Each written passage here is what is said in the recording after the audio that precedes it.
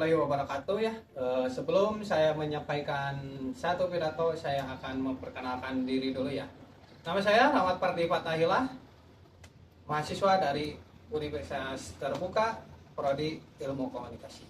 Nah, di kesempatan kali ini saya akan menyampaikan satu pidato yang sangat penting bagi kehidupan kalian sehari-hari ya. Nah, teman-teman yang saya banggakan, coba angkat tangan kalian yang sebelum berangkat ke sini sudah buka Instagram, TikTok, ataupun media sosial lainnya ya. Nah, saya yakin angkat tangan semua, termasuk saya juga ya. Tapi pernahkah kalian beberapa menit sesudah scrolling, kalian merasa down ataupun merasa hidup orang lain lebih bahagia, lebih senang, lebih seru?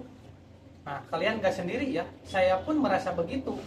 Hari ini saya berdiri di sini bukan untuk menghakimi atau untuk menghapus sosial media. Tapi di sini saya peduli. Saya ingin mengajak semua untuk menyadari bahwasanya media sosial itu pisau bermata dua. Kadang bisa menjadi teman, kadang bisa menjadi musuh. Dalam pidato singkat ini, saya akan mengenali 3 dampak negatif sosial media yang mungkin kalian rasakan dan 3 langkah sederhana untuk mengendalikan sosial media. Oleh karena itu, kita tidak boleh dikendalikan oleh sosial media, tapi kita harus mengendalikan sosial media itu sendiri. Teman-teman, mari kita bicara jujur ya. Penelitian demi penelitian menunjukkan bahwasanya generasi muda itu menghabiskan waktu 3 jam per hari di media sosial. Itu mengakibatkan 2 kali lipat berisiko tinggi mengalami gejala kecemasan dan depresi ya. Data dari Kementerian Kesehatan menunjukkan bahwa peningkatan gangguan mental dalam 3 tahun terakhir masih dengan ledakannya TikTok ya, ataupun media sosial lainnya. Kenapa bisa begitu? Karena ada 3 musuh yang mengintai kita. Nah, yang pertama itu musuh dalam layar ya. Yang kedua itu lingkaran setan ataupun FOMO. Nah, yang ketiga itu yang paling berbahaya, cyberbullying. Itu maupun di media sosial ataupun di kehidupan sehari-hari itu pasti ada ya. Apalagi di media sosial itu dampaknya lebih besar. Pertama, musuh dalam layar. Nah, apa sih musuh dalam layar itu? Nah, musuh dalam layar itu adalah kecemasan dan image disorder. Nah, pernahkah kalian merasa kalau misalkan melihat influencer ataupun melihat teman-teman liburan terus ataupun melihat teman-teman nilai ujiannya A+, ataupun kebahagiaan orang lain di media sosial itu sendiri ya. Secara tidak sadar otak kita membandingkan, kenapa ya kita tidak bisa, kenapa ya kita biasa-biasa aja, kenapa ya kita tidak bisa liburan ke luar negeri ataupun segala macam. Nah, itu yang disebut social compression. Lama-lama itu tidak merasa lebih baik dan berubah menjadi kecemasan yang kronis dan benci pada diri kita sendiri. Terutama untuk para siswi, filter kecantikan menjadi standar kecantikan yang palsu dan tidak realistis ya. Yang kedua adalah lingkaran setan, FOMO dan gangguan tidur. Nah, di sini untuk para siswa ataupun siswi ya yang rela begadang demi scrolling ataupun demi update ya. Rencana mau scrolling bentar, akhirnya scrolling berjam-jam. Saya juga tidak menutup kemungkinan saya pun suka scrolling ya, yang niatnya mau scrolling sebentar taunya malah begadang dan scrolling berjam-jam. Karena takut ketinggalan buat obrolan besok ataupun tidak nyambung obrolan sama teman-teman. Nah, itu disebut FOMO ya. Akibatnya ritme tidur kita hancur. Paparan cahaya biru dari layar yang menekan hormon melatonin. Kita begadang, besoknya badan kita lemas, konsentrasi kita buyar, badan kita lemas, yang akhirnya kita tidak fokus. Kesehatan mental kita ikut terganggu karena badan capek. Yang ketiga adalah cyberbullying.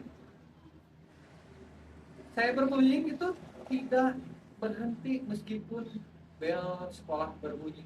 Nah, itu pun bisa terjadi kapanpun, dimanapun. Apalagi di media sosial ya, mau siang, pagi, malam. Nah, itu pun bisa terjadi. Cyberbullying itu bisa aja mengghosting ataupun menghina orang lain ataupun bisa berbuat jahat ke orang lain. Ini memicu trauma isolasi dan kasus terburuk. Yang lebih parahnya lagi, menginginkan bunuh diri. Ini masalah yang nggak bisa diabaikan begitu saja, karena ini soal psikolog dengan luka yang dalam dan nyata. Tapi jangan berkecil hati. Saya bilang bahwasanya sosial media itu pisau bermata dua. Ada sisi baik, ada sisi buruk. Yang tadi saya bahas itu sisi buruknya. Di kali ini kita akan bahas sisi baik. Positifnya, bermunculan komunitas-komunitas kesehatan mental di media sosial.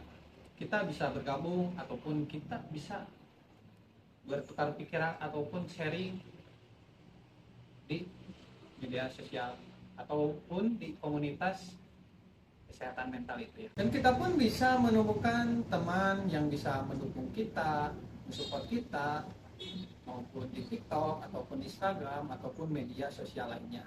Maka dari itu, mari kita menuju ke 3 langkah digital wellness yang sederhana tapi powerful. Langkah 1, kalian bisa membatasi penggunaan media sosial. Seperti 1 hari cukup 2 jam. Lebih bagus lebih kurang ya. Ataupun kalian bisa menggunakan fitur batasi penggunaan. Langkah kedua, kalian bisa unfollow atau block atau mute akun-akun yang bikin kalian cemas ataupun bikin kalian depresi. Ganti dengan akun-akun yang bermotivasi atau sekedar lucu-lucuan, dan jangan sampai ada akun yang menjatuhkan orang lain. Filter lini mas kalian dan bisa menyaring, jangan sampai kalian memakan sampah-sampah digital. Langkah ketiga, kalian bisa menggunakan aturan digital desktop yang terjadwal ya. Seperti kalian sedang makan tanpa gadget, ataupun kalian bisa berolahraga daripada bermain gadget ya. Contohnya kalian bisa berolahraga jalan sore ya, ataupun bisa baca-baca buku, ataupun bisa meet time dengan keluarga ya, seperti itu. Teman-teman, kita adalah generasi pertama yang tumbuh bersama media sosial. Tidak ada peta, tidak ada jalan dari orang tua kita, tapi kita harus bisa memilih, menyaring, dan memfilter. Bijaklah menggunakan media sosial. Mulai hari ini, saya mengajak kalian untuk berani offline dan berani mengambil harga diri kalian. Harga diri kalian bukan diukur dari like, tapi seberapa kualitas kalian di dunia nyata. Mari kita berkomitmen dari 24 jam untuk meluangkan waktu yang diberikan dari Tuhan kepada kita. Oleh karena itu, jaga diri kalian, tetap sehat, dan tetap berpikir positif. Sebagai penutup, saya ingin memberikan pesan. Gunakan sosial media untuk hidup, bukan hidup untuk media sosial. Saya Rahmat Parti Patahila mengundurkan diri. Assalamualaikum warahmatullahi wabarakatuh.